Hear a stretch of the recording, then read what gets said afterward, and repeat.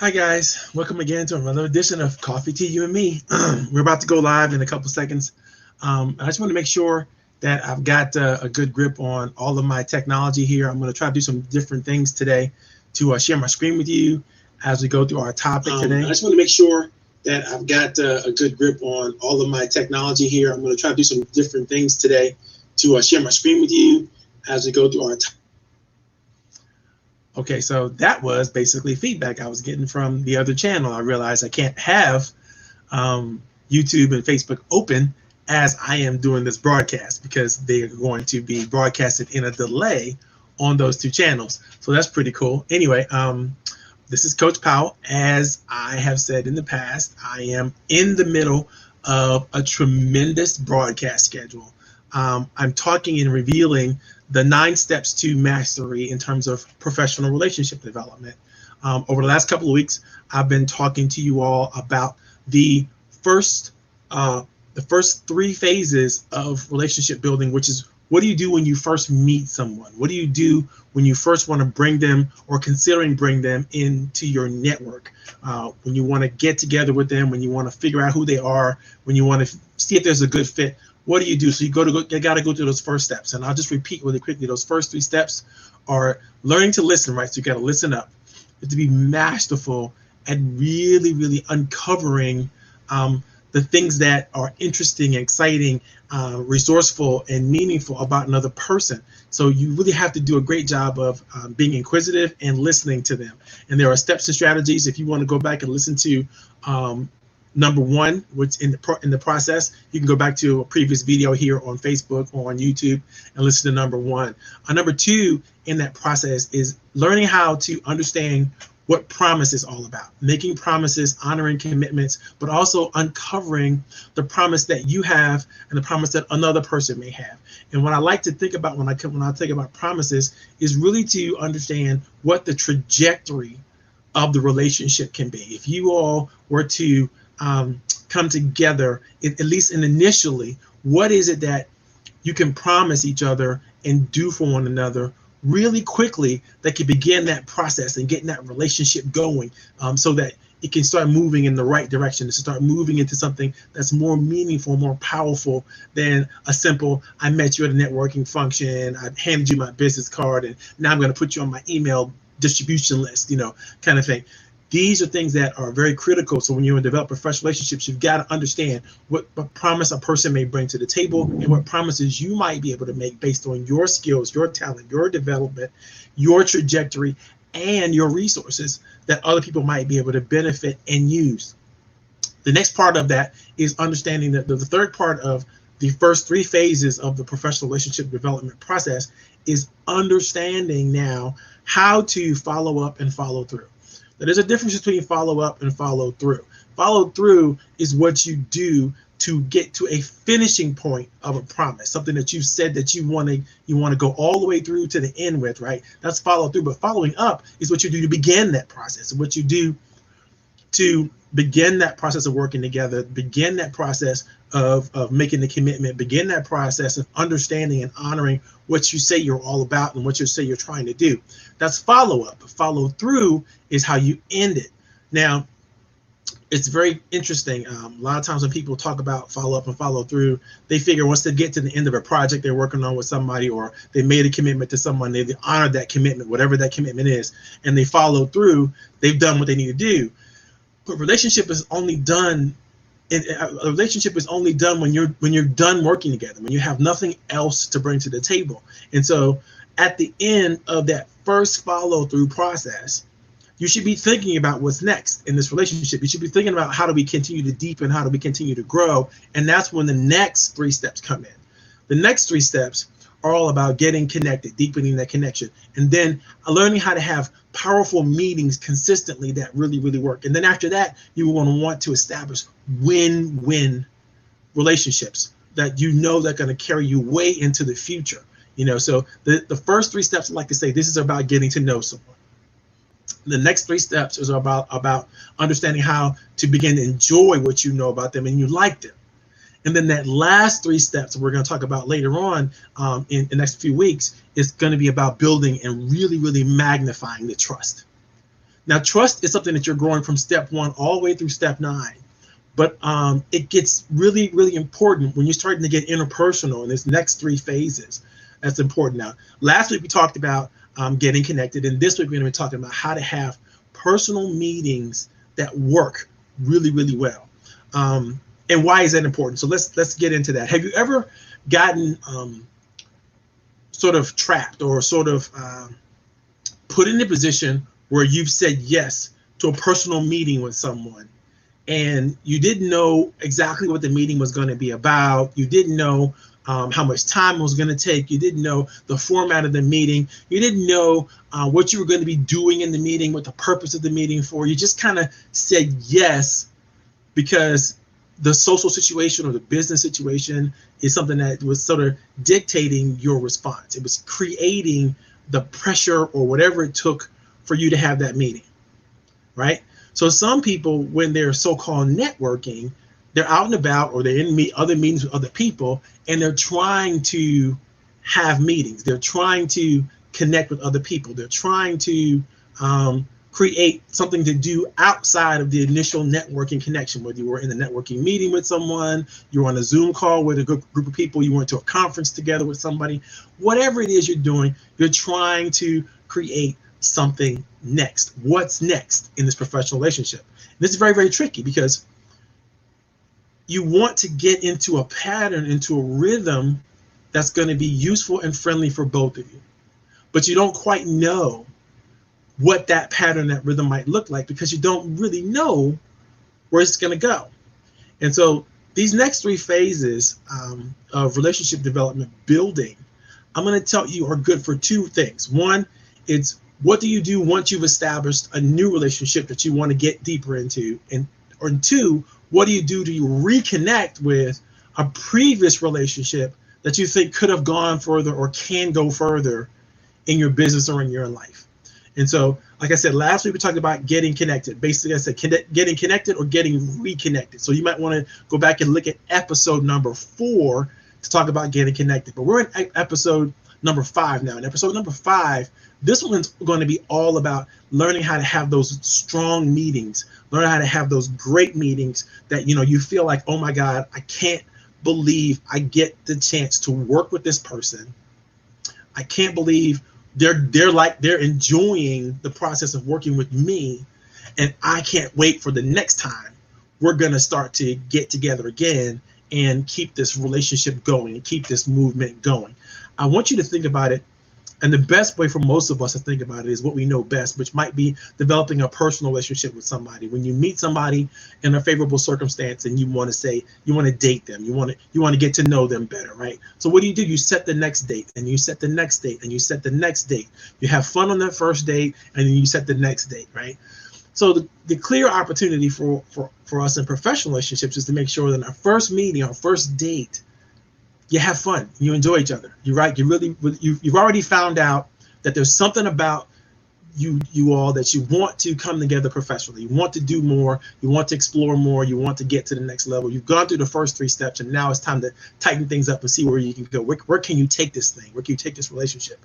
And I found that in doing that, there are 4 key strategies. Each one of them is critically important to you having success.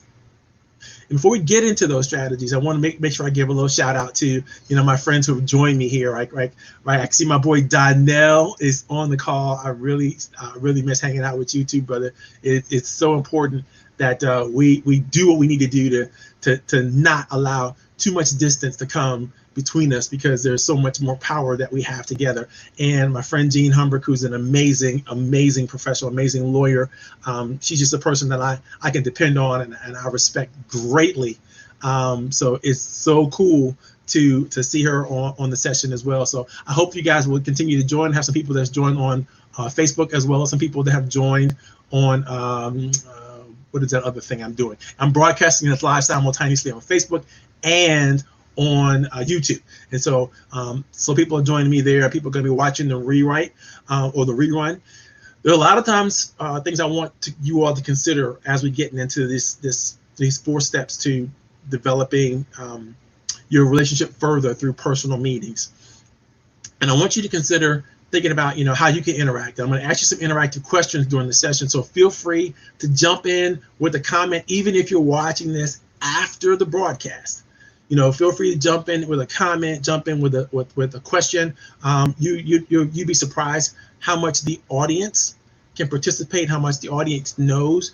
This is really my attempt to start to do engagement, even inside of my introverted nature, which is, I want to make sure that I can sit back and watch things, but I don't necessarily want to get involved. So I'm pushing myself out of my comfort zone. And I'm going to tell you, if you have a question about anything, please put it in the chat box, either during the broadcast or after the broadcast, and I'll make sure I answer those questions. Even if I'm talking, it doesn't matter. Just go ahead and throw your question out. If something that you want clarification on or a deeper understanding of, please, please, please put the question in the chat box, put the comment in the chat box. Let us know who you are in the chat box. And that way, as future people come back and view these, whether they're looking at it on YouTube or LinkedIn, or they're looking at it on Facebook, then they'll be able to see your interactions and participate and engage with you. And hopefully, we'll develop a stronger community as a result of some of these efforts, right?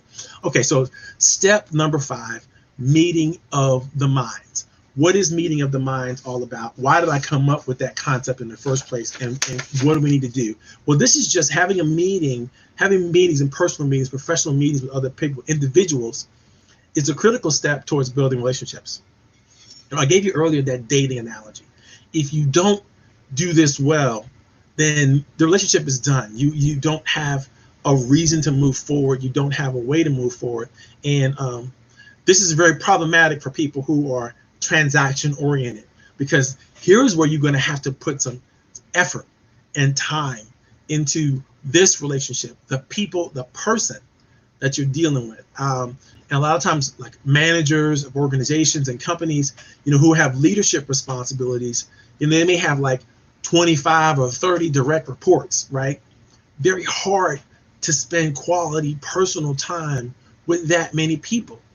But it's important that you do everything you can to make every individual that you can spend time with, make them feel special, make them feel relevant, make them feel like what they're doing has meaningful and value to yourself and the organization. If you cannot do this, and it doesn't really matter, if you cannot do this because you're so stretched for time, or you cannot do this because, for whatever reason there are, just don't. Because when you're trying to engage with people personally, you're talking about not just their productivity, you're talking about their emotions and their feelings, and you're talking about the things that really make them tick and that really help you to develop trust. And if you mismanage and mishandle trust in interpersonal relationships, right, as you grow as a leader into more strategic and more massive, more larger volume relationships, it becomes that much more difficult, because the people that you're with, they're going to know that you had an opportunity to be great with them as on an individual level, but you don't have what it takes. And so they're not going to trust you for that next level of leadership. And if you ever follow, one of my favorite books is John Maxwell's 5 Levels of Leadership. If you follow those 5 levels of leadership, you'll understand that leadership progresses from interpersonal leadership all the way up to massive organizational leadership. And as you go through each of the 5 levels, from I'm leading myself into I'm leading massive organizations and industries and so on and so forth, you have to change in terms of your responsibilities are going to change. But what's never going to change along the way is your relationship to principle and people. These things will never change. They will be consistent throughout all of your trajectory, all throughout all of your leadership development and growth. And you're always going to have a core cadre of people that you can spend time with, effort and energy with. I call these people the inner circle, the inner sanctum, those people that, are so precious and sacred to you that, you would never miss a meeting with them. You would never, make a promise to them or commitment to them that you wouldn't follow through with, and vice versa. Now, everybody's not at that level. Certain people are just at the transaction level with you. You've just done something with them once or twice, and you want to see what you can do to go deeper in the relationship. I get that. All right. And everybody doesn't deserve these opportunities, but you have to have a litmus test, a way of discerning who gets to be at what level of relationship with you and what that level of relationship is.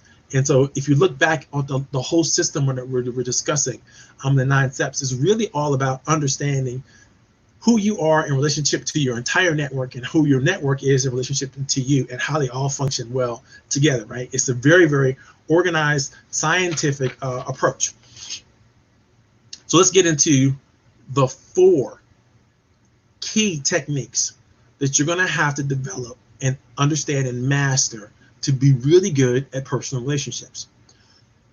Number 1, you're going to have a highly developed sense of respect for time, authenticity, and focus.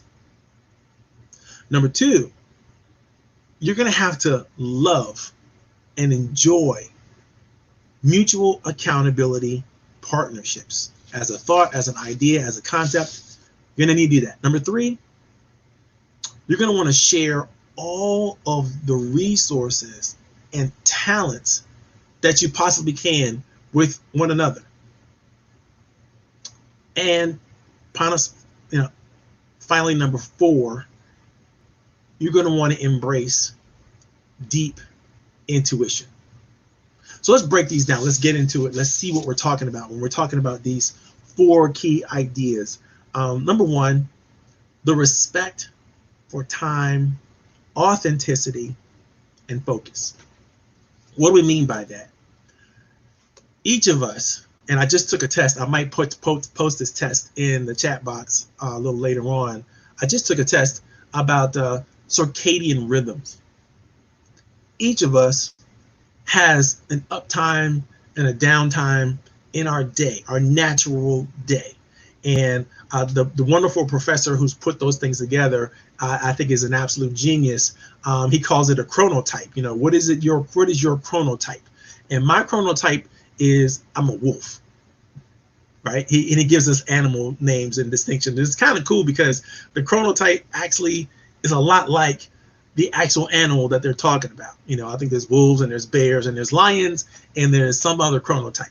But you should take your chronotype test, because when you take your chronotype test, or other people in your network take their chronotype test, you can figure out how best to work with them and when to have a meeting with them that's going to be high energy, that's going to develop high trust. They're going to be all in, focused, and engaged. When is the right time for them? For me, that right time is pretty much now, 3 o'clock to 7 o'clock.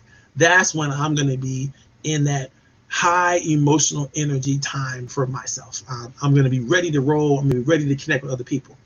Other times, I'm probably going to not be ready to connect with other people. I'm going to want to go into myself and kind of think about what I'm thinking about, and I'm not going to do that. So I'm a wolf, right? So my time is that dawn time, at that evening time, that night time. That's when I'm up. That's when I'm ready. I'm probably going to stay up till 12 o'clock, midnight, or 1 o'clock, just thinking about the things that are exciting to me, interesting to me. This is wake up time for me. This is go time for me. For other people, it's not the same. They're up in the morning and dark 30, really. I've done that myself because I've had to, but that's not my natural time. I'm nocturnal. I like to get things done when everybody else is asleep, when everybody else is kind of like, off doing whatever they're doing, or, just kind of closing down their energy, whatever. My energy starts to wake up right about then, because I have space and time to roam around and go see what I want to see. But it's very, very important when you're respecting someone's time, respecting their authenticity, respecting their focus. You got to also look at their biorhythms. You got to look at where they fit, what time of day works best for them. And you got to ask the question, if you're going to set up a personal meeting with someone, with a person who is a morning person, right? But you're not a morning person. You're not going to bring your best to that meeting. If you do, you might do it one time, but you won't do it a second time.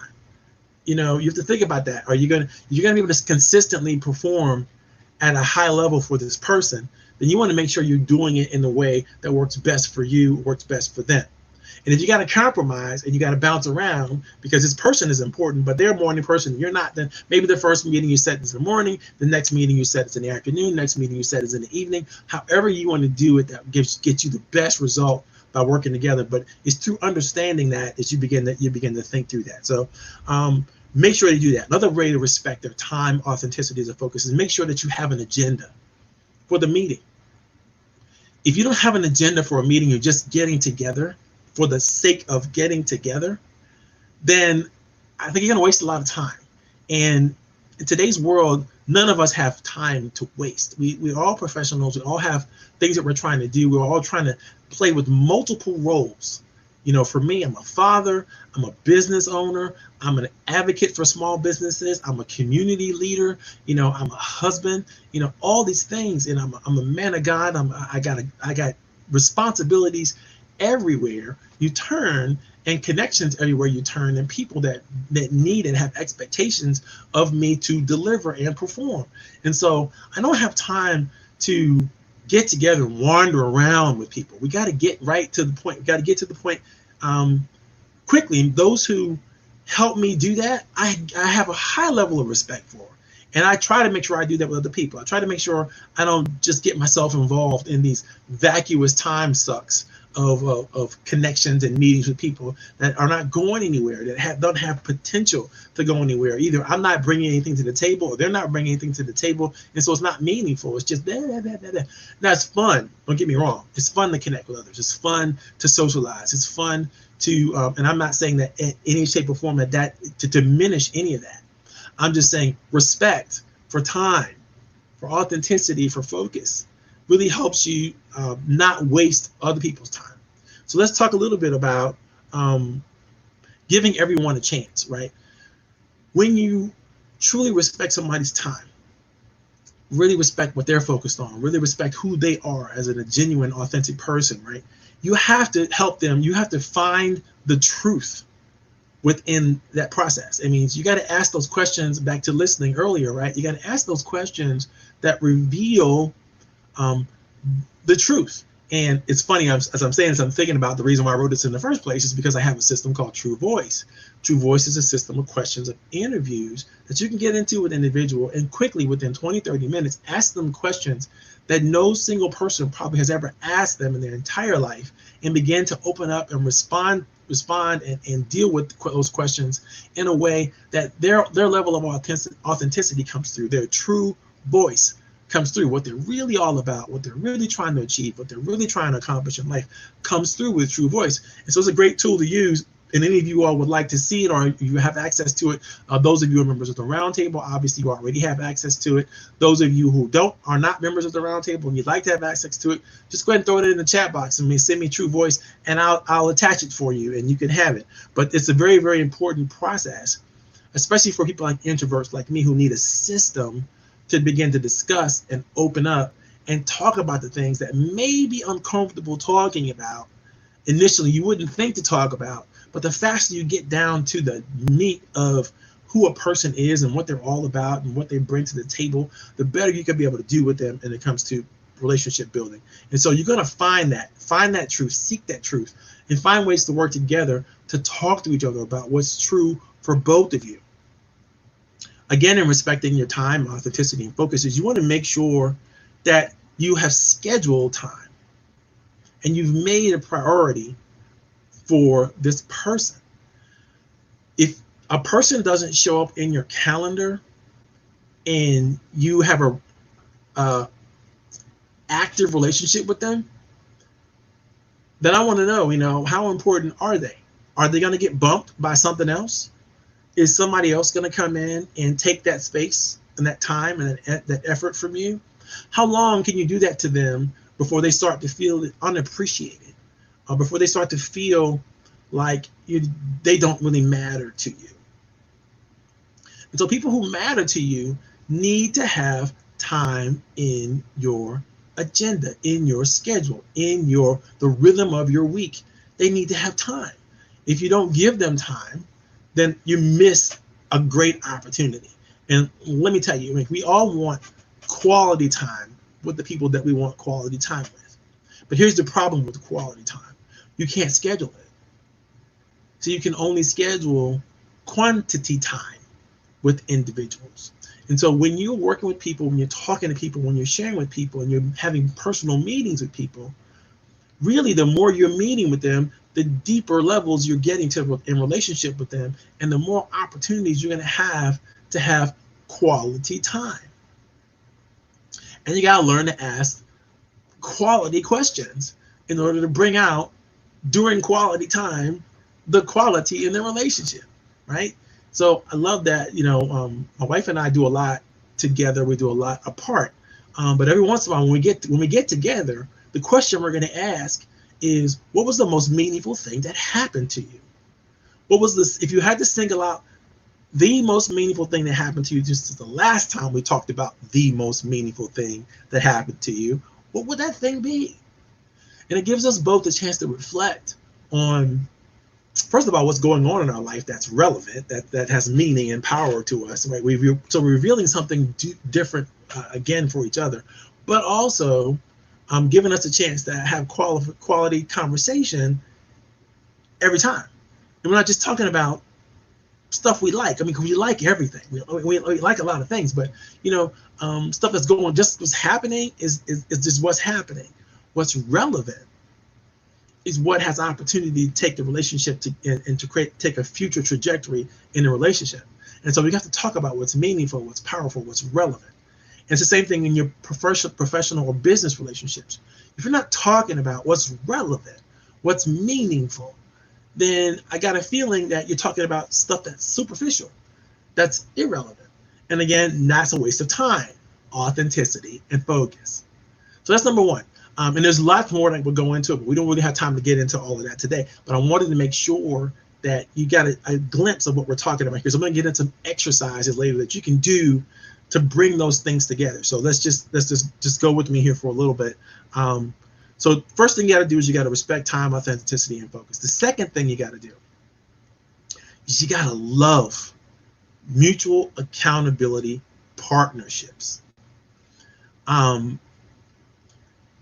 If you don't want to be accountable, if you don't want to meet expectations, if you don't want other people to rely on you, if you don't want to take responsibility, if you don't want to share what you have to share, please stop it.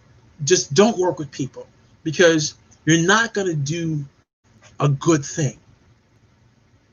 If you're sitting around and all you can think about is what you bring, what you get out of a relationship, or what you get out of a networking moment, or what comes back to you, then you're a taker,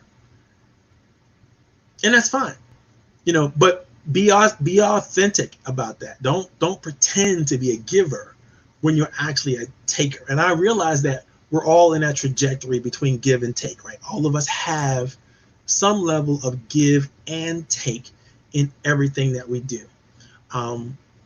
But make sure, to the best of your ability, and I love this, Zig Ziglar tuned me into this thought process, about 20 years ago. And he said, you can have anything and everything you want in life. You can do anything, you can go any place, you can have anything you want, as long as you're willing to help other people get what they want. And that's always been a great mantra for me. That's always been a great thought process for me, because I believe in servant leadership. I believe in being willing to make an investment in other people before I pull from them. I want to give, I want to share before, I want to be first to do that before I find a way to then leverage that. Because this is a quote from me, right? This is the phrase I work with all the time, is you cannot leverage a relationship that you don't have. If you try to leverage a relationship that you don't have, what you're doing is you're just having a transaction.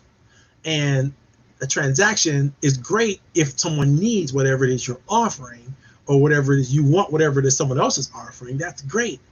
But if you don't, now you've put yourself in a situation where you're making an unwanted advance. You're making an offer that is unwanted. You're stalking, you're harassing, you're creating an unwanted element with somebody who might potentially be a referral partner, a networking resource, a strategy builder with you, somebody that might promote you, whatever. You don't want to put your time, effort, and energy into a transaction. It takes too much emotional energy just for a transaction. You don't want that. You want to make sure that you use that time, effort, and you want to respect that wisely. So make sure you gotta love mutual accountability. You want to love mutual accountability. And so to do that, there's a couple things that you got to do. Number one, you got to make sure that you understand that accountability, responsibility, these are the building blocks to our entire society. Everything we do, no matter what you talk about, no matter what we talk about when it comes to people, if no one is saying yes to it, if no one is saying, I want that, if no one is saying that's good, I like that, I enjoy that, then you don't know that you're doing something meaningful, right? And so the best thing to do is, before you do your daring do, right, ask someone, would this be something that you find relevant? Would this be something that you find special? If I do this for you, would this have meaning for you? And if it does, how so? Be accountable. Have that conversation. And after you've done whatever it is that you've done that you think should be respectful, should be meaningful, should be significant, should be relevant, right? Ask for the feedback. Get the feedback from the person, get the feedback from the situation. Just ask. Listen, I did this, we did this happened. How did you feel about it? What worked for you? What worked well for you in that process? What did not work well for you in that process? And the more you are going to get good at seeking and asking and inviting and dealing with that feedback, the better it's going to be for you, for your partners, for your friends, and everybody around you, because you're being accountable for your actions, for your reactions, for your initiations, for everything you do. You're having a sense of accountability, and you've got to love this. You've got to desire delivering meaningful, significant action and thought into the world, into the universe, and that happens through every personal relationship. And the more you're good at accepting responsibility for everything you say and do in personal relationships and in professional meetings, or however you conduct yourself, right, the stronger you become. The more is given to you for opportunity, for relevance, and so you've got to do that. And that requires that you literally understand that accountability is the building block for our world. It's the building block for our society. The other thing you got to do to really get into accountability is you have to make a conscious effort, a conscious choice to not just declare your commitment, but to act on it. You've got to use your words. A lot of times people say actions speak louder than words. And while that's true, actions without the words can be confusing, and words without the action can be very disappointing. And so I believe you need them both. And my experience shows, if you can step up and say, I'm going to accomplish this, I'm going to do this, let's work on this, let's go in this direction, let's find this opportunity, and then you back it up with the more appropriate action that feels right, that may even push the envelope a little bit, but not so far outside of someone else's risk tolerance that you break them or you break the relationship, right? So because you're walking in step with each other, you're walking together with each other, and then when you do this well, what's really happening is you are repeating and committing and repeating and acting and repeating and committing with a level of discipline and focus that people can trust. And when they can begin to trust, they can let their hair down, they can relax, they can enjoy the experience, the expression, whatever it is that you bring to the table, and it makes so much for a better relationship. Now, those are the two aspects of accountability, right? It's repetition, it's making conscious effort, speaking to that effort, actually following through with that effort. And then there's understanding that these things, these activities are the building block of our society. When you get this right and you actually enjoy having meaningful, relevant, significant results with other people, then I got a feeling that you're starting to fall in love with mutual accountability. And you're creating relationship in ways that can be magical. So number one, you've got to respect time, authenticity, and focus. Number two, you've got to love mutual accountability. And number three is significant because now it's time to really, really understand how to share real resources and talent. So let's talk a little bit about how we define resources and talent. All right, how we define real resources. And the three key areas that I often talk to people about when it comes to talking about resources are these three: time, talent, and treasure. We all have time. We all have skills and abilities and capabilities that might be better than our neighbors or our friends, right? So we have talent and treasure. Treasure is everything and anything that we value.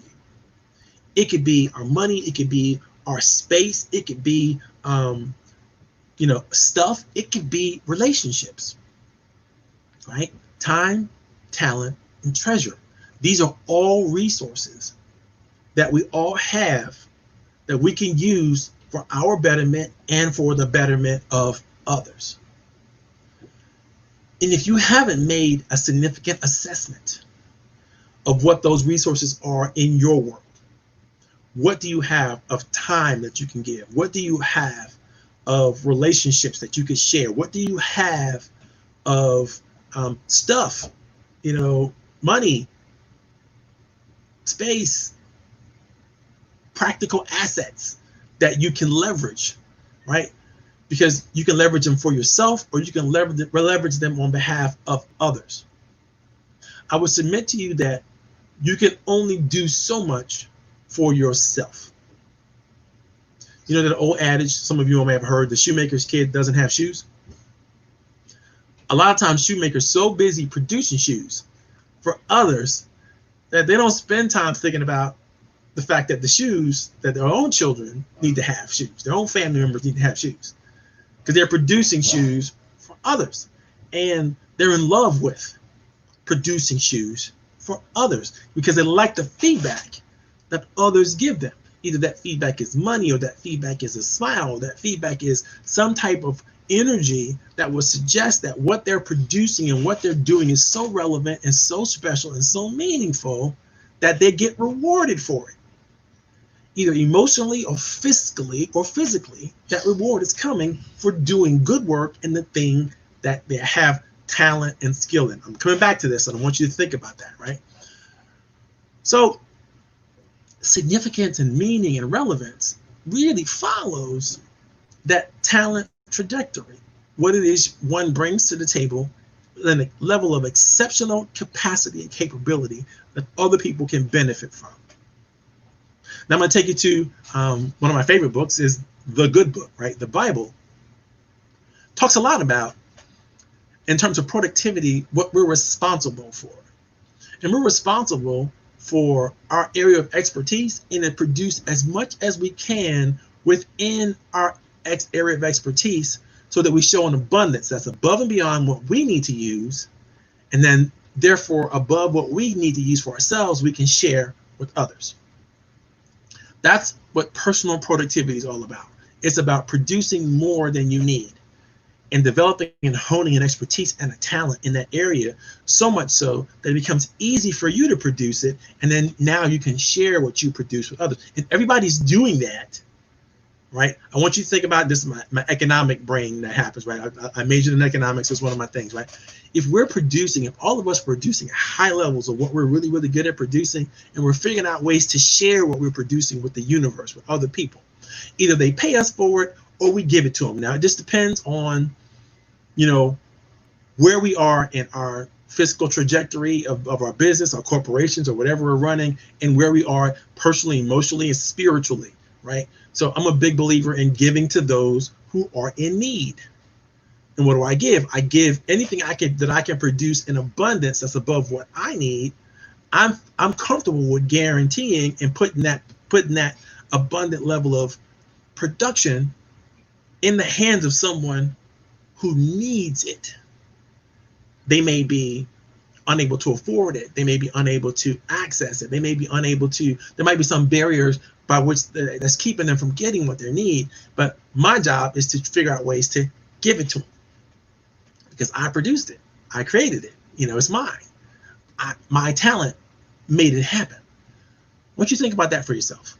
A good exercise is to really think about where your gifts are and what they produce for you. What talent, what capabilities do you have that's above and beyond what you need to have for yourself? Once you produce what you need, once you've exchanged what you need to get what you need for yourself, what can you then do to magnify this thing and grow even more? Think about that.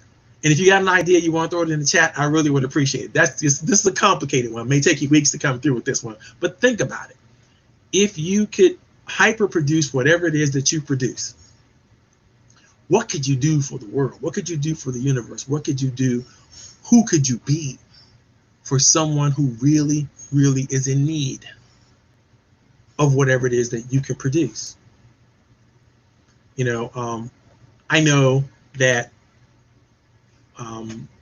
Danielle has been an exceptional HR leader in the military, and he's helped to create career trajectory for tons of non-commissioned officers in their developmental stage as they've grown through in the military. He's been an example, a model for them.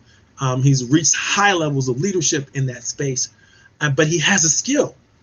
As a result of that, he knows how to matriculate and move through the systems that exist in the military. So if you want to try to put yourself on a career growth path or career trajectory in the military, when you have Danielle in your back pocket, chirping in your ear, where this is how you want to put your information together. This is how you want to present this to your board. This is how you want to make sure that this goes well, so that you can solidify this next position for yourself or be a better candidate. Then I don't think there's anybody better to talk to than Danielle, right? Because he has a talent, he has a skill, he has an expertise in that area. His ability to articulate that expertise and then figure out ways to use that expertise for the benefit of himself and others is really about how he's going to experience more meaning and more relevance in our world. And so many of us have talent and we have skills, but we don't know how to articulate those talent and skills very well. And we don't know who wants them and could use them in a way that's going to benefit them and benefit us. And that's the question. I think that a lot of entrepreneurs, solopreneurs, businesses, gig economy workers, network marketing people, whatever you are doing, you've got to figure out that crossroads, that situation. And I'm going to give you some exercises later on that's going to help you with that. But you've got to, become aware that you have to share your resources and talents. You have to make investments in other places and other people if you're going to reap the harvest. That's the law of reciprocity. It is the law of the harvest. You've got to figure out what you have to give, and you have to give it. You have to invest it. Now, you want to make smart investments. You don't want to make investments that are not going to yield a return, right? You want to sow your seeds where there is fertile ground. You don't want to sow your seeds where there's concrete. You will have wasted your seeds. You will wasted what you have to bring to the table, right? So you're going to be very careful of how you produce and how you grow yourself and other people. Okay. The next thing when it comes to sharing your resources and talents is you want to think about how to create a mutual benefit agreement. How do you show up and say to another person, look, here's where I'm gifted at. Here's where I'm talented at. Here's where I'm special at. Here's where I can bring to the table with my eyes closed. Who do you know that could use that? That might be able to do something with that. That could equality bring to the table for them in that regard. And I just got an idea earlier this week from a friend of mine. Her name is Betsy. She's a wonderful soap shop owner in Cleveland. And I'm going to be doing an interview later on with her. I would have not known that it would be possible to do an interview. And I've never done a professional interview online using one of these technologies, using what is this called? Stream something on a StreamYard and Zoom and all that kind of good stuff. I wouldn't have known that it was possible had I not seen my friend Jean do it. And so I'm like, okay. So Jean, who thinks she's a lawyer, just actually opened me up to understand how to use social media better. And I'm like, okay, I know I can do that. I know how simple it was. I'm gonna do it. And now I'm going to interview Betsy in a couple of weeks, and we're going to talk about her business and how growing a business in inner city Cleveland, you know, during some of the most depressive times in our society, what that was like, and what it is like, so that people can begin to grow. People can begin to see that and go, okay, wow. Not only might we get Betsy some business, which because she makes great soap. You know, if you want to, because I don't mind endorsing anybody who does great work, right? So yeah, I'm gonna say that she does great work, but finding out her story is going to draw people in. It's going to help her develop a deeper level of clientele, maybe some more resources that she could use to partner with and do what we're talking about today, which is creating good personal meetings and partnerships with another person. So it's a beautiful situation when we can work that out, and we're going to work together to make that happen. You have to agree, though. You have to figure out ways that you're going to create mutual benefit, and you have to agree. You have to bring something to the table, and you got to be willing to throw it on the table and go, listen, this is what I got. I mean, I went hunting. I got all this meat. I can't eat it myself. Do you know anybody who could take this off my hands? It's really what it's all about. And when you say it to other people, they go, oh, wow. I'm not even a meat eater myself, but I know somebody who could take this and run with it. Would you mind if I, cut this slice off or whatever that is, and make sure we pack it up nice and give it to them? Would you mind if I do that? We got a win-win solution. Somebody's benefiting from your excess, and you get the chance to get the rewards of the universe for having delivered that. So as an example, like this, what I'm doing right now, every week I carve out 2 hours just to spend time talking to other business leaders, other entrepreneurs, other fellow professionals who are on this call and on this video chat to help them think through some of the most complicated issues of their business and of their lives, and give them what I think is good advice, but I'm always open for feedback, right? To make sure that that's good stuff so that they can do it. But I've put my time aside to do that. And I stick to that. I've been doing it for almost 20 years now, right? So I stick to this ritual because it's important. It's an important part of my own professional development, getting ready to do this, right? Takes a little bit of effort and skill. And also responding to the feedback that I get from the audience, the listening audience, people who listen to the over time, because there's some thought of how we all make each other better when we give what we have to give and put it in play for other people, right? And that's how I believe. So the next thing you want to think about when it comes to sharing your resources, once you've developed agreements with what you can share, you might also want to think about how to ask clarifying questions that get you to a level of deeper understanding. And I shared that with you a little bit earlier. It's a technique I use all the time when I'm working with somebody, and I want to make sure that I'm not doing it out of my own selfish desires, but I'm actually hitting a need that they have. I'm going to ask them the question. I'm going to say to them, listen, this is what we're planning on doing, or this is what we did. How is it going for you? Is this the right thing for you? I mean, I'm committed to it. I'm committed this much time, effort, energy, resources to it. And I know you're committing some amount of time, effort, energy, resources to it. Do we still think it's valuable, it's viable? If so, why? And, let's make sure that we're on the same page. Are we using the right principles? Do we have the underlying value system that we should have in order to take this to the next level? Do we want it to go to the next level? Because sometimes you're doing something with a person and they just want to stay, kind of even keel. We've been doing, or just let's just keep doing what we've been doing. I'm not interested in taking it higher or further. And you might be, right? And at that point, you have to ask yourself that next level relationship question. Okay, so is our trajectory one that we're going to grow closer together and grow whatever we're growing, or are we going to retreat and we're going to now reach a leveling off period?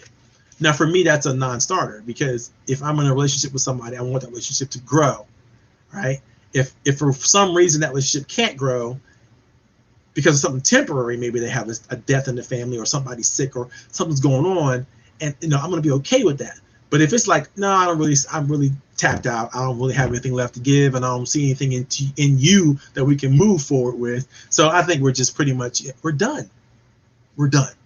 Right? You got to have those words. You got to have that expression. You have to have that, because you don't want to string people along. You don't want people to think that you're into something or something's working, or something's special, something's meaningful, when it's run out of juice and you can't see where it can be reinvigorated and gotten back into something new. You've brought some new stuff to the table, and the person keeps going, no, let's just keep it as it is. Just keep it status quo.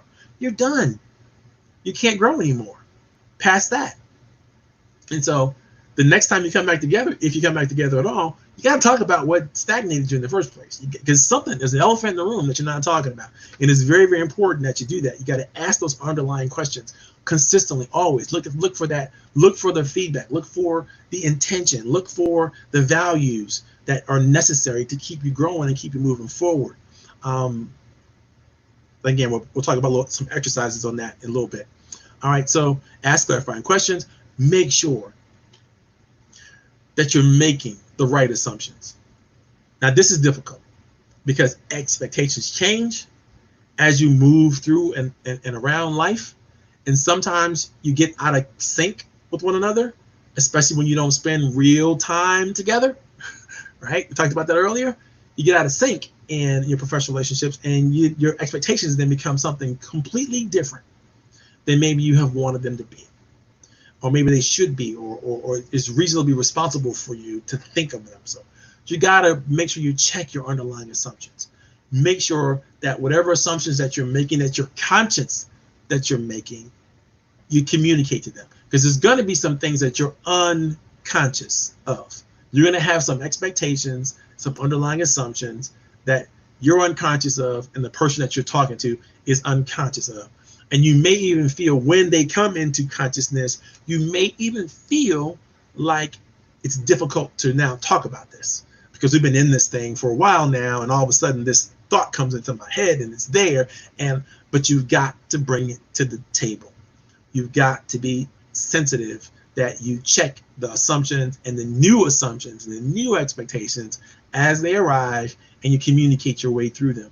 When you don't, they become a cancer that festers in the business or professional relationship that ends it.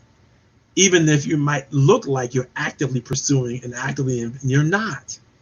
You're no longer engaged, because to engage in a situation where your assumptions aren't respected and aren't understood or aren't tolerated, you're not being respected and you're not tolerated, and no one goes into those kinds of relationships. That's not a psychopath, right? You don't go into those type of relationships willingly. You don't set yourself up for failure willingly. You protect yourself, and now you're in a relationship and you're guarded. That's not any way to be any type of professional relationship, because you want to make sure that you can sustain the momentum to keep going and keep growing and keep moving together, right? It's very, very important for personal and professional relationships, right? There's no separating the two, especially when it comes to small business people. We depend on each other. We need to be good at depending on each other, or we have to do everything by ourselves, which is impossibly difficult. We always have enough to do, and so doing more is not great. It's just doing more. It doesn't show you as a great person to be able to do a whole ton of stuff if you're not doing anything that's relevant and that's meaningful, right? That's a whole different conversation we probably have to have on the difference between busy being busy or busy being busy growing into the trajectory that you want to grow into. Ask good underlying questions. Oh, this is a good one. When you're in your personal relationships, if you really want to understand how to share best your talent and resources, share your TPI. What is TPI? TPI is third party influence. If I'm working with somebody, I can see their endorsements, their recommendations.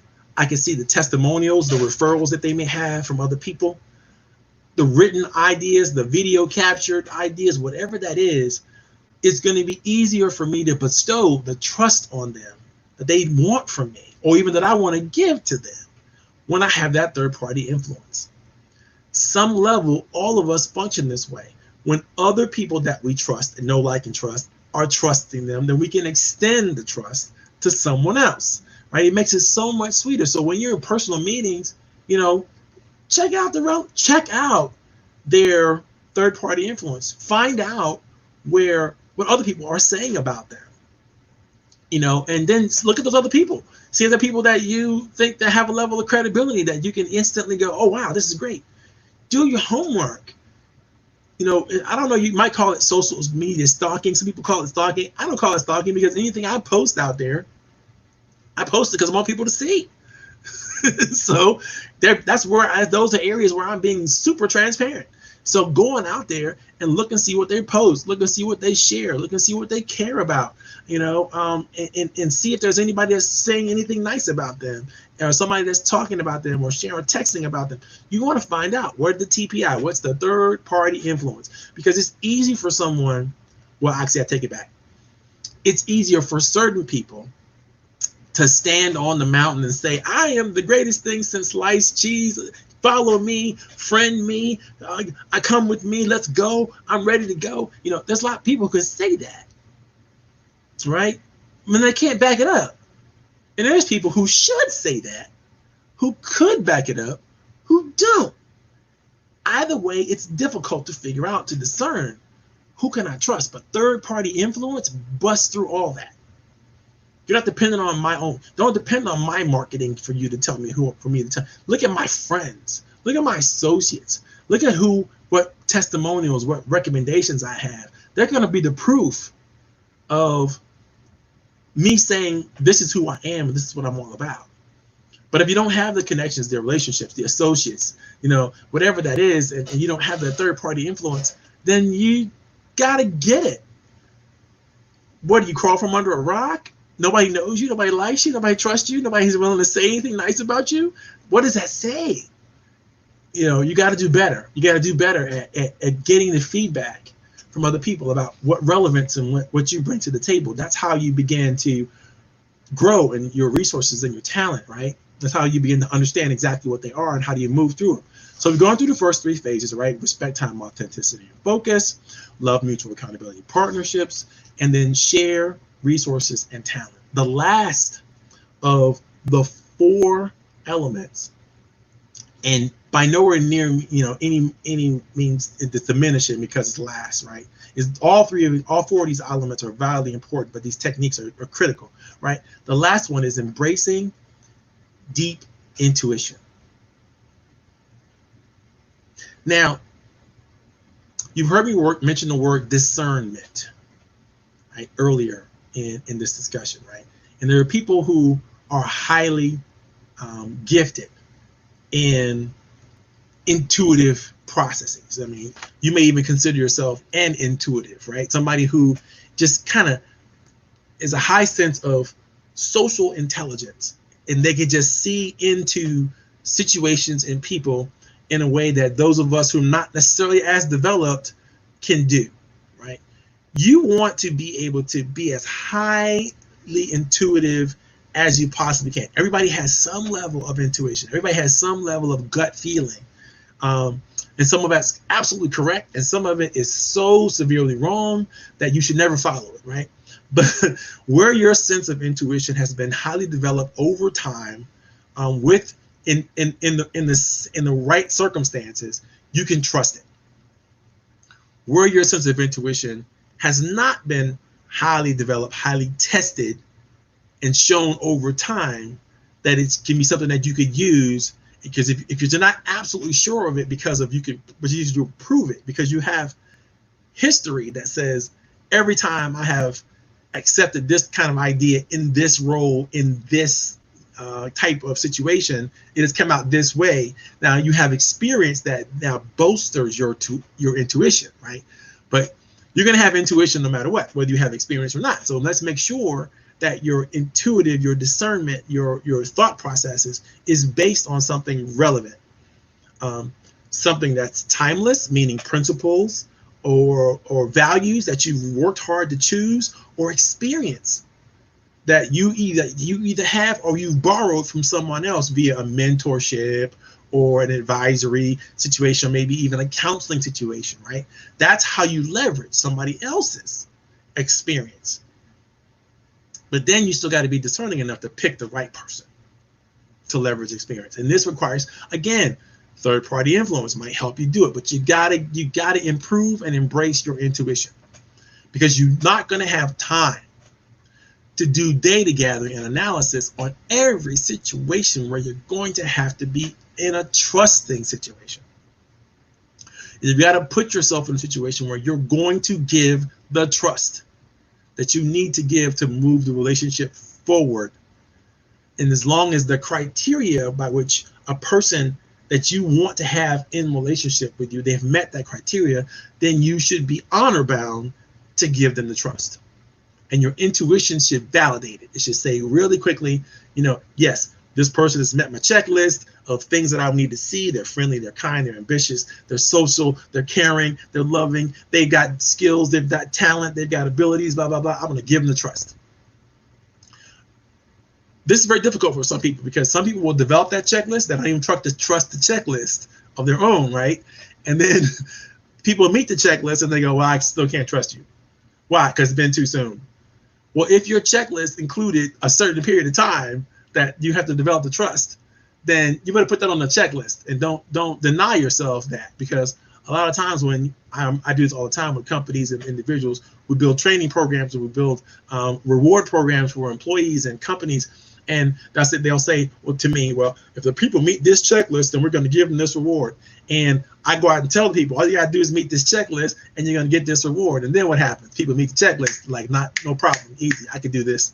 Now I want my reward. Now, like, oh, wait a minute. We didn't know that many of you all were going to be able to do this quickly. And we really don't have the resources to give all of you a bonus, whatever that is. And I see it happen so many times. So I'm very, very careful when I talk to people about intuition and what that means and how to use it, because I realize it's very nebulous. It's out there in the ether of what it is and how but you got to bring it. You have to figure out ways to ground it for yourself, because if you let your intuition just kind of hang out there with no validating structures underneath it, then I got a feeling that you're going to be burned a lot. You're going to get you're going to put yourself in situations where you think you're doing the right thing and it feels like you're doing the right thing, but you are so not doing the right thing.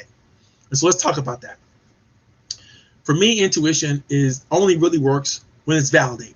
It only really works when I had experience. I know somebody else has had experience. I have checked their experience. They have told me that this is a smart thing to do. This is a smart person to get a relationship with. This is a smart person to further things with. They've leveraged trust. Maybe somebody has introduced me to somebody that they say I should trust. And so because my friend says I should trust you, then I'm going to give you the trust. It's a part of my checklist, right? But if my friend doesn't say that I should trust you, and then I'm trying to trust you, I'm probably then going to give you a test situation, right? Because there's no experience. I want to get the experience so I can develop the trust in you. So I'm going to give you a small test to see if you can are you then ready for the big game trust. And that's reasonable and that's rational, right?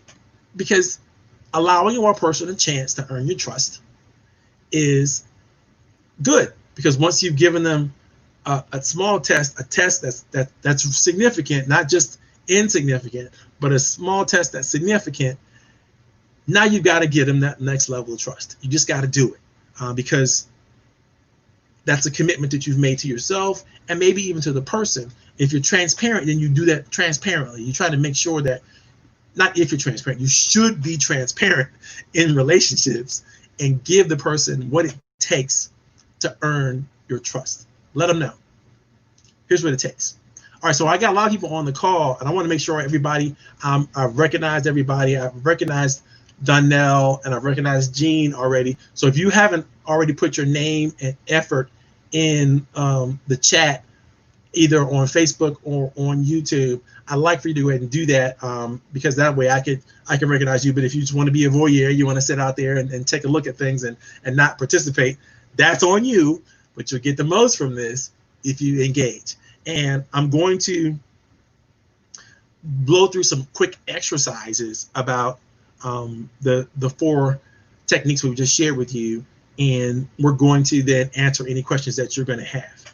Hopefully you'll have a lot. If you start to have questions already, go ahead and throw them in the chat box, and make sure you put a question mark in there, because I want to separate comments from questions, right? Questions I need to engage in, comments I just need to acknowledge that they happen. So let's make sure that we do that. And if you've got some questions about anything we talked about so far, let me know. I got to finish up embracing deep intuition. I think I got into that. Another way you can start to improve the intuition that you have with other people is you have to desire connection on a spiritual, or I would call a soul level, right? Certain people out there are like kindred spirits, and you meet them and you know that there is a deeper connection there. You know, my brother Danielle, I feel that way about him. I'm like, okay, there's something special about this dude, and not just because we have similar experiences and similar backgrounds, but his vision for where he wants to go is infectious. And what he wants to do with himself and his business, it's infectious. You know, I just want to participate. I want to join along. I want to be on the band, right? I want to be in the band. I want him to be the front man, but I just want to play guitar in the back, right? Or maybe something small, maybe just maybe a cymbal. I'll play a cymbal now. But the point is, there's a connection there. Intuitively, I just believe that. I see that and I believe that. We're very similar in terms of how we bring things out and where I think we're going. And if we can support each other, then we should. And it just seems like the right thing to do. But that's all based on intuition. You know, we've had a few meetings, but it's just based on intuition, you know, pretty much. Because we haven't done a whole lot together that suggests that this is a Coach Powell, you know, Danielle Johns project, right? So you do that. But when you do that, when you start to get that feeling that somebody is special, then you need to find a way to exercise that thing. You need to find a way to come together and create something. In the roundtable, we call these not one-on-ones, not one-to-ones, not group-ons, right? We call these strategy sessions. We want to come together and work out something that we can do, a project we can work on, a process, something that we can work on that moves us both forward. You know, strategy sessions is very, very important to learn how to have. And that's what, you know, having great personal meetings is a part of that, right? Learning how to have great strategy sessions. Question about time. How do you make it clear to the other person the purpose of the conversation without appearing rude? I love that. I love that. When you are working with someone else and you've determined for yourself, there's something special enough about this person that I want to have a personal meeting with them. First, you're going to be clear about why you're having a personal meeting with them. I'm having a personal meeting with you because I've seen something special in you, and I want to talk to you about that thing.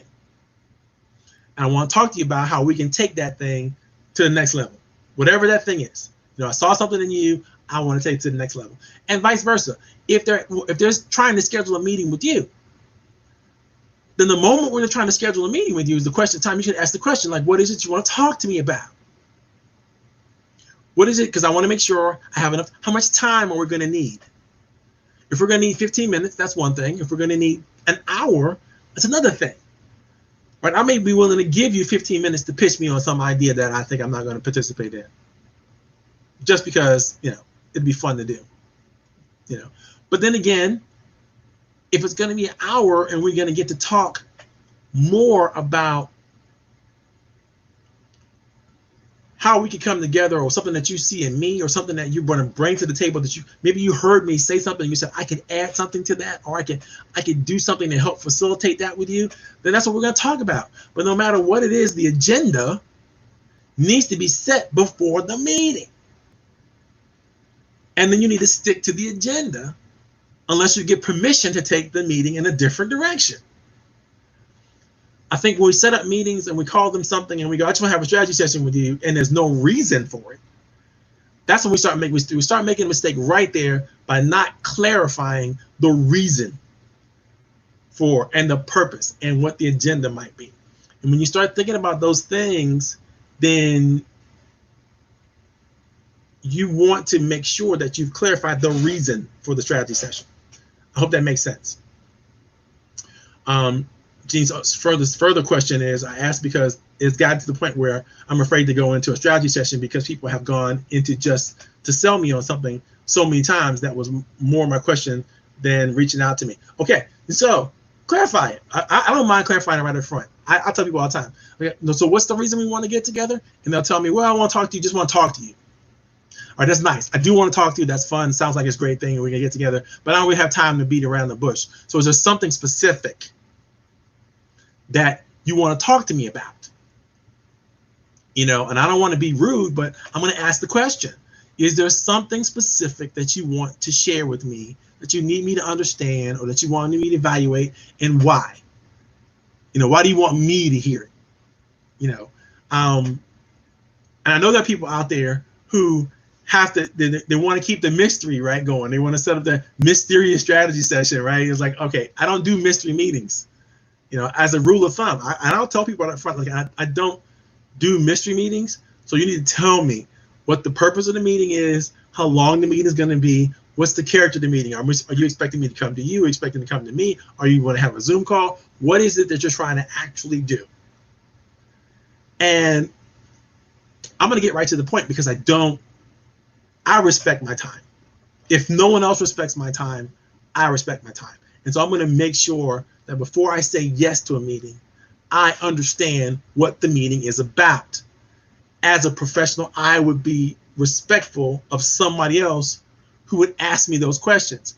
If someone did not ask me those questions, I would wonder about what their intentions are.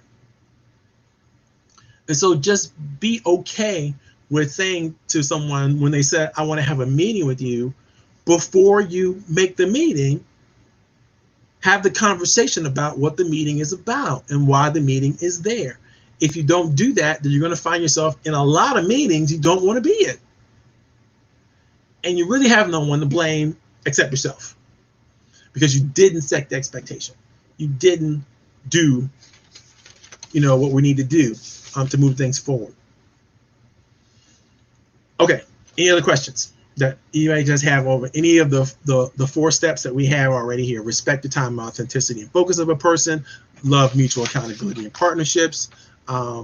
Share real resources and talent. And finally, embrace deeper intuition. Is there anything else I could share with you guys or expose you guys to? In the link to this article, I wrote an article that's called The Meeting of the Minds, Creating Personal Meetings That Grow Opportunities. It's on LinkedIn. If you want to read that article, there's a lot of quotes in there, a lot of exercises in there. Oh, I was talking about the exercises. Here's some of the exercises. I love these exercises. There's 5 of them. You can do any of them or whatever makes sense for you, but they're all related to the 4 skills that I think you have to develop to really have great personal meetings. Exercise number 1 is make time throughout the week to schedule personal meetings. These are people that you know you want to meet with and you want to be with, you want to share expertise, time, talent, and treasure with. You already know that. So go ahead and put them in your calendar. Make time for them. Or even if you don't put somebody in the calendar, make space in the calendar to have those meetings. Because somebody might call you and go, I want to meet with you, want to follow up with you, blah, blah, blah. And you say, here's my time for meetings. It's this time, this time, this time. If you don't, then you're going to run amok with meetings with people who and space and time you don't have, because you don't want to do that. You don't want to make commitments that you can't honor, you can't keep, and you certainly don't want to make time for people and put them in meetings and you keep having to bump them for something that is a higher priority for them. Because if people are a higher priority, you want to do that. So schedule time, your time for other people. Put that in your calendar. All right. For me, oftentimes I will schedule a time for somebody in my calendar. We'll go way over the time because we're having so much fun. And it's so interesting, and it's so, it's so fascinating to me, because I love to coach, I love to develop, I love to train people, right? So that's something I have to find. I have to purposely hold myself back from, and I need my friends to hold me accountable for that as well, because sometimes I could just keep going because I love it, right? So it's important that you put governing systems or governing strategies in place, that will help you manage your time better, because as a professional, you just can't run amok with your time. You have to account for your time. You have to assess your time. You have to assess the quality of your relationships and the meetings that you're in, and ask yourself, are they going to be relevant for your future? Do you need to continue this? It's something else. So make sure that you put aside the time. Number 2, create a talent inventory. Everybody has multiple talents and multiple skills that you could give to the table. Some of them are greater than others. Some of them are more interesting than others, and depending on who you're talking to them about. But you have to know where your gifts and your talents lie. And it's funny, because one of my greatest exercises, I have a program, or I belong to a program called Wyzant. And Wyzant, Wyzant, is a tutoring program that will allow you to tutor in any category that you think you're a specialist at whatever level you're a specialist at. And so it just so happens that I started tutoring on Wyzant.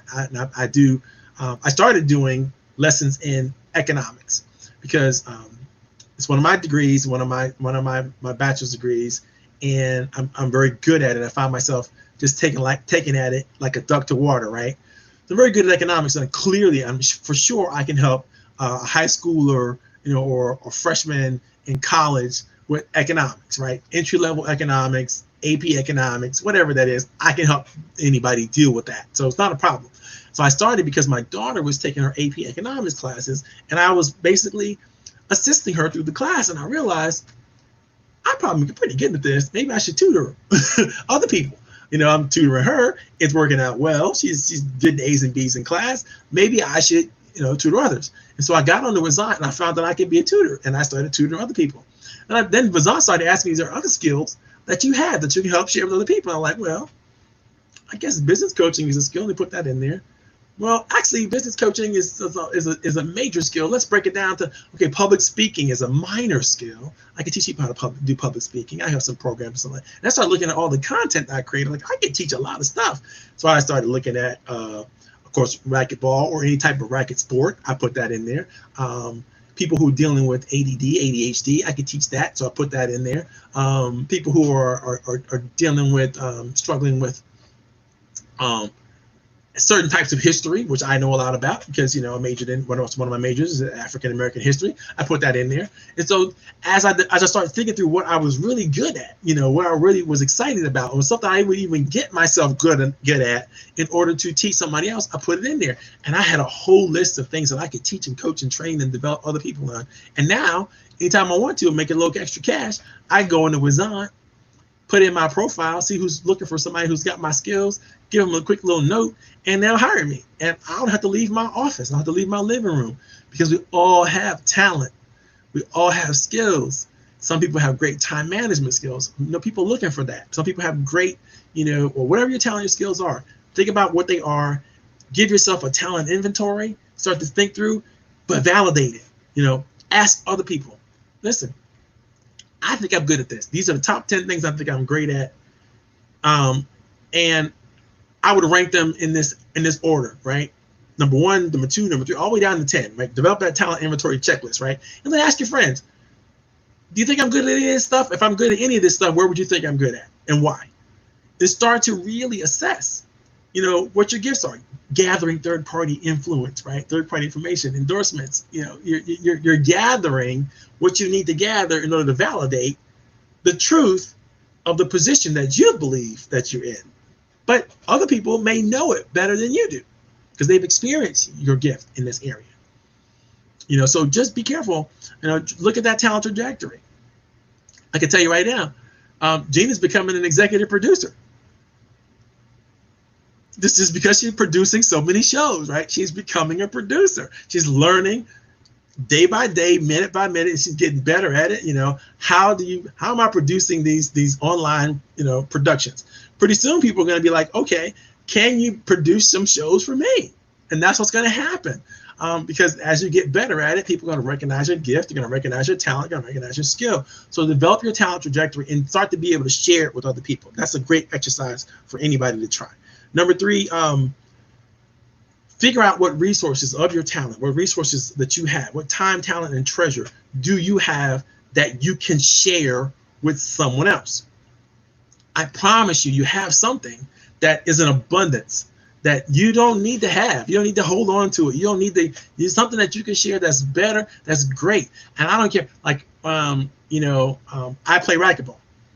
And one of the reasons why I learned to coach and teach and train other people to play racquetball, because I wanted to make sure I could play racquetball at a high level, for my entire life, right? I wanted to make sure that I was good at this thing, right? And so I took lessons, and I had a coach certify me to coach and train other people, which means he taught me not just what to do, but why I'm doing what I need to do when it comes to swing mechanics or movement around the court, or positioning in the court, or all this kind of stuff. I know all these things from a strategic level, because I've got the world's #1 racquetball coach who is my certifying coach to teach me how to teach others these rules, these lessons. And I can teach others, not to a professional level, but definitely a recreational level. I can help people understand this game. Now, it gets me in the court more than I might naturally go to the court, because now I have to go and teach other people. And sometimes I make a few bucks. It's a win-win scenario, right? So think about what your talents are, what your gifts are, and what can you do to elevate and maximize those talents and those gifts? What can you do to create something more with those talents and gifts? Because a lot of times you might find yourself, and I found myself, at the regional level of racquetball and making judgment for competitions, and they get paid. They pay the judges, they pay the people who are the administrators of the programs and stuff like that. So wow, I can become a pro at a gym. I get free gym fees, right? So I get free endorsements. I get free racket equipment. I get free stuff. I'm like, well, this is pretty cool. Stuff that I would have to pay thousands and thousands of dollars for, I get it for free. Why? Because I'm the racquetball coordinator, I'm the developer, I'm the person who is responsible for the program at this club, at the school, whatever. Think about those things, right? What can you do? What do you have? What are you doing that if you just added a little bit more credibility to it, you could take it to a level of expertise that you can now grow even more in it? Because I love to play, I love to share, I love to play with other people, right? It's fun. So why not? It's healthy. It's great. Exercise, one of the best exercises on the planet. Don't get me started talking about racquetball. So what is it that you do exceptionally well that if you wanted to, you could share it with somebody else? Is it your Zoom classes? Is it your workout regimen? Is it, your travel ideas and concepts? Do you plan great trips with your spouse or whatever that is? And maybe that's something that, other people might want to enjoy. I used to do that back in New York. That was a whole bunch of fun. That's a whole second conversation, right? So find out what you're willing to share. Find out what you have, what talent that you have that you're willing to share. You can always leverage it. You can always leverage it for something else. Number 4, write down your deepest cares and decide how you're going to celebrate your victories together. When you're working with somebody else and you're working on something that you're trying to do together, just go ahead and plan the victory party. Go ahead and plan to win. Whatever it is that you're trying to win with that person, whatever you're trying to do, you're going to put a whole mighty effort into it. Both of you are going to do that. And so go ahead and start planning and start thinking about what is that victory celebration going to look like. The sooner you get to that victory celebration, start planning it all out, the more effort and energy you're going to put towards whatever it is you want to do. It's just going to be a whole lot of fun because you've got a party plan, or you've got an award exception, a speech plan, whatever it is that you're going to do, figure out how you're going to celebrate it. Because if you're not going to celebrate it, it's not going to be as much fun as if you're just going to accomplish something. It's great to accomplish something, but it's more important to share. It's more fun to share your accomplishments with others. And so plan the party. And so, by the way, every politician has planned their victory celebration. Whether they're winning or lose, they plan the celebration. It's already scheduled. It's already planned. It's already paid for. It's already sponsored. Everything they need to do to really celebrate that victory is all the way in. And then the votes come in, they count, and they turn that into a different kind of party, right? It's not no longer a celebration party of winning. It's a celebration party of effort. you know, that we got the chance to do this, and we got a chance to win together, we got a chance to play together and be together. There's always a reason to celebrate, win or lose. So think about, you know, your celebration, your victory dance, right? How you're going to plan that with people that you're going to work with. Number 5 is make sure that you set the next meeting. This is critically important. No matter what you're doing in professional relationships, if you don't have a next meeting on the calendar, you're out of relationship. And if you want that relationship to grow, if you have some ideas of how the relationship should grow, then you probably should be about the business of setting the next meeting so that you can get back on track, so you can move that relationship forward. Follow these 4 principles and follow the exercises that we gave you, and I promise you, read the information that's online already, and I promise you, you're going to be great at having personal meetings. You're going to be great at not getting caught into the traps that other people want to catch you in, but getting caught in the traps that you really want to be in anyway. This is Coach Powell. It is 4:25, and if I don't see any further questions, I'm going to go ahead and sign off. Does anybody have any other questions that they want to share with me? I'm so sorry that I couldn't get everybody on the chat. You know, it seems like people are coming in and coming out and showing up and disappearing and going different places. But we got 4 people on right now. Vanessa's here. Wilma Vanessa Aponte. I see you out there, Vanessa. Thank you for showing up. I really appreciate you. And Jean is still here. And some other people have come and gone. So I appreciate the time you guys put in here, and I appreciate the effort. And hopefully we'll do it again next week. Do me a favor, share this. This is going to be available for reschedule. I'm going to put some tools in the chat box for you guys. But please do share it with your friends, share with anybody. I'm trying to grow the audience here, and I need to have, I depend on you for that. I mean, I can only do so much marketing throughout the week without looking like, you know, I'm a one-trick pony. All I'm talking about on my social media is my stuff, and I don't want to be that guy. So I need you to help me. I need you to provide that third-party influence. And if you've gotten something out of it, you know, tell people in the chat when you put a share on it, just say, you know, don't just share it, just say, no, this is a great program. I got a lot out of it. Let me tell you what you're going to get out of it. And, you know, I need you to watch it. I need you to pay attention to it, because that helps me build my audience. It helps me build the credibility for the space. And hopefully we'll take this to a place where I can get a company to sponsor this. And it'll be meaningful and relevant to a lot more people because of that. Love talking with you guys. Like spending time with you. I really appreciate you. Bye now. Have a great day.